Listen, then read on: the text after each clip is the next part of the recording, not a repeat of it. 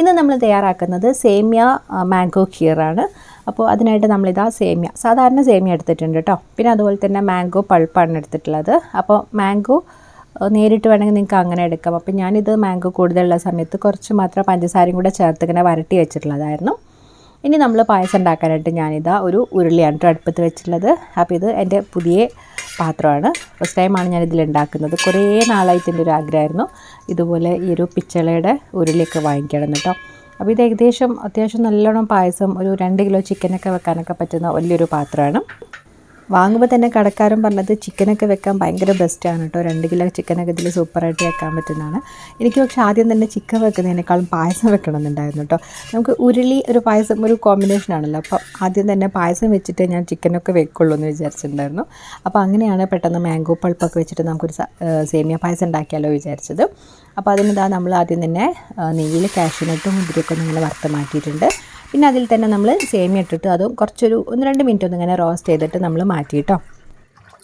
ഇനി അതിലേക്ക് നമ്മൾ ഏകദേശം 4 കപ്പോളം പാല്, 1 കപ്പ് വെള്ളം, ഏകദേശം 1 കപ്പിൻ്റെ അടുത്ത് പഞ്ചസാര, ഏകദേശം 3/4 കുറച്ചുകൂടെ കൂടുതൽ പഞ്ചസാര, പിന്നെ 2-3 ഏലക്കായ ഇത്രയും ചേർത്ത് കൊടുത്തിട്ട് നമ്മൾ ആ പാലൊന്നിങ്ങനെ ചെറുതായിട്ടൊന്നിങ്ങനെ ചൂടായിട്ട് വരുന്ന സമയത്ത് നമ്മൾ നേരത്തെ റോസ്റ്റ് ചെയ്ത് വെച്ചിട്ടുണ്ടായിരുന്ന സേമിയ ഇട്ട് കൊടുക്കുകയാണ്.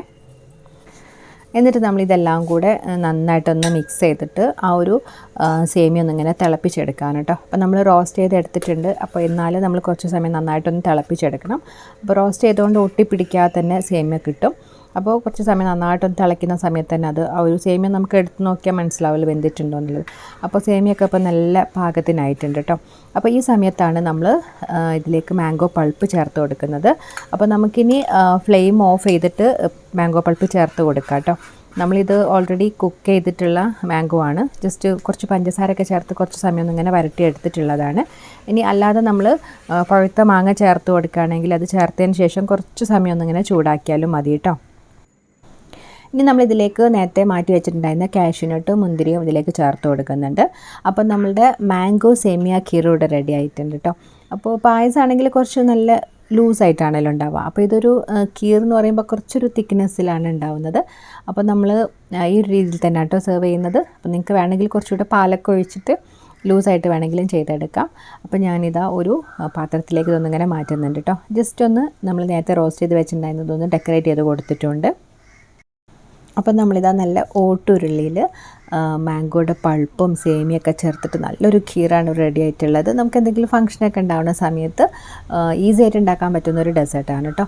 അപ്പോൾ എല്ലാവരും ഒന്ന് ട്രൈ ചെയ്ത് നോക്കുക. അതുപോലെ തന്നെ ഫീഡ്ബാക്ക്സ് അറിയിക്കുക. വീഡിയോ ഇഷ്ടമാണെങ്കിൽ ചാനൽ സപ്പോർട്ട് ചെയ്യാനും മറക്കരുത്.